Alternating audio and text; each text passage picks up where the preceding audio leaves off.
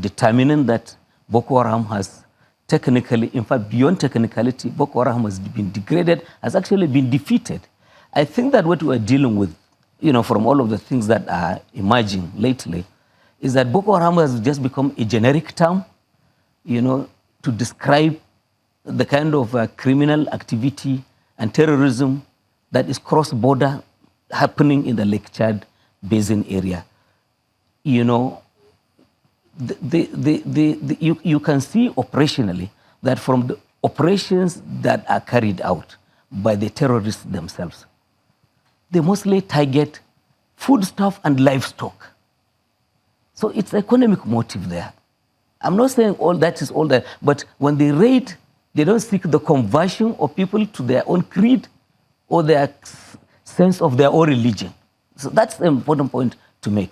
And as the army disclosed from yesterday's conference, now the re-emergence now in the area of mercenaries, certainly non-Nigerian, and the deployment of equipment increasingly sophisticated, including the drones that could do 5 hours of airtime, flying in the air and scooping information on sensitive military positions in our own country. So the entire thing calls for a new strategy and better understanding and patience by Nigerians. Mr. Shehu, yes. I want to make sure that we're leveling with Nigerians here, because when we talk about foreign input, we know that there is foreign input, but the question of whether or not these terrorist elements are largely Nigerians, I don't know that that has been in question. We understand that it was Musab al-Barnawi who broke away from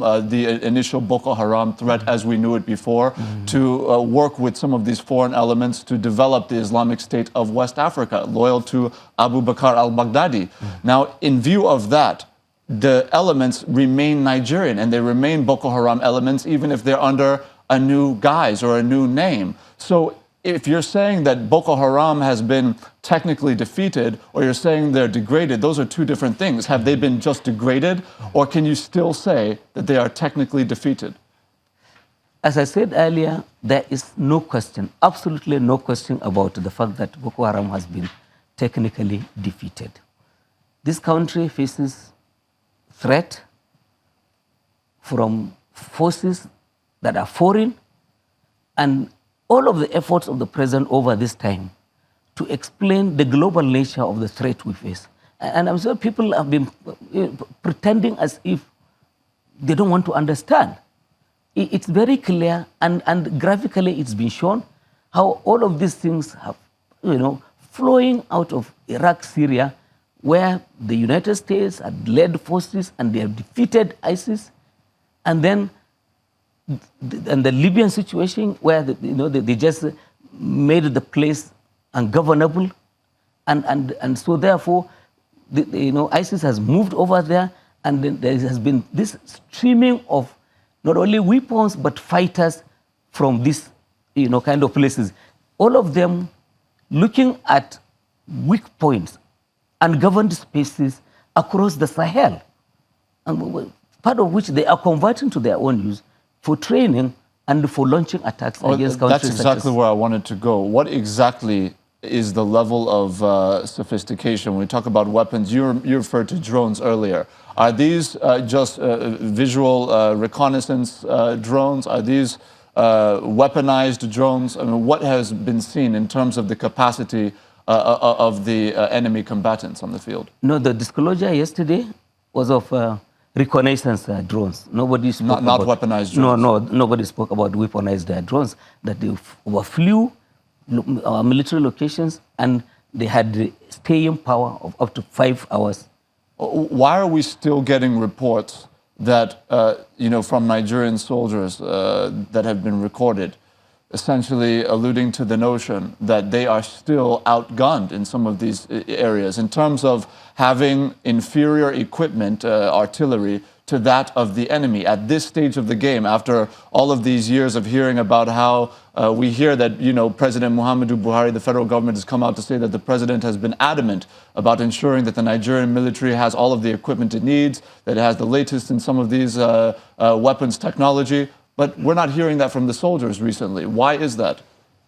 Well, I also like to question this, assertions that you made of President Buhari being adamant and saying they have all that they need. If they had everything they needed, he would not have promised, No, I didn't say that they have all that they need. What I said is that President Muhammadu Buhari has come out as being adamant that the weapons that the armed forces are getting, that essentially they're doing the best they can to ensure that they have the best possible equipment. That's what we've been told. Well, all of these things must be situated, in for the country's economy. There is a system of appropriation in which defense itself must go there and compete with other needs of the country, education, health, and other needs of the country, diplomacy and all of that. So therefore, it's not possible that the military commanders will have everything that they need. But as Commander-in-Chief, the President has a duty to ensure that they are as well equipped as they can be in order to confront the enemy that is being fought. So do they have everything? No, they don't have everything. That's why the President said, I will do more, I will supply more. And this is, for instance, why of late, the President had made, following the prompting of the governors, and there's this process of emergency procurement of about $1 billion. That's exactly where I was going. Yes, equipment that is all being procured. A lot of these things also, do take time. For instance, the drones, the fighter aircraft we are getting from the United States, Super Tucanos from the United States, requirement for manufacture is between 2 to 3 years. So you're not going to freeze this war while equipment is being manufactured. So there is also diplomacy involved. The President is talking, friendly nations that probably would sell government to government with a view to assisting our country with. What is not clear concerning the $1 billion security fund sourced from the ECA is the issue of what is the level of expenditure recorded so far? No, there seems to be such opacity around this fund. And what would you say to that? We know that over 500 million was spent on the Super Tucanos and the armaments around that, but the additional funds that are there, have they been spent? Is there ongoing expenditures concerning weapons coming in? And what can you say about that? Yeah, it is true. Nearly half of that has gone for the Super Tucanos. Has all of the balance been spent? I don't know. I have not asked. I wish I knew. I would have asked this question. But if I would, I think I would rather leave it at that. We're going to, at this juncture, throw it over to Lagos, where my colleagues are standing by with some questions. Well, yes, Garba, there are some soldiers who have approached us behind the scenes and they raised some questions. So we're just wondering, is it going to be out of place for the president to, for instance, order some sort of investigation into what exactly happened? Because first, there are questions about the identity and the actual figure of those who were killed in that unfortunate incident. And some also say the activities of the battalion commanders, they need to look into it, in addition to the substandard equipment that were also raised. So isn't it appropriate for a panel to look into all of this with a view to ensuring that they correct the lapses and move forward?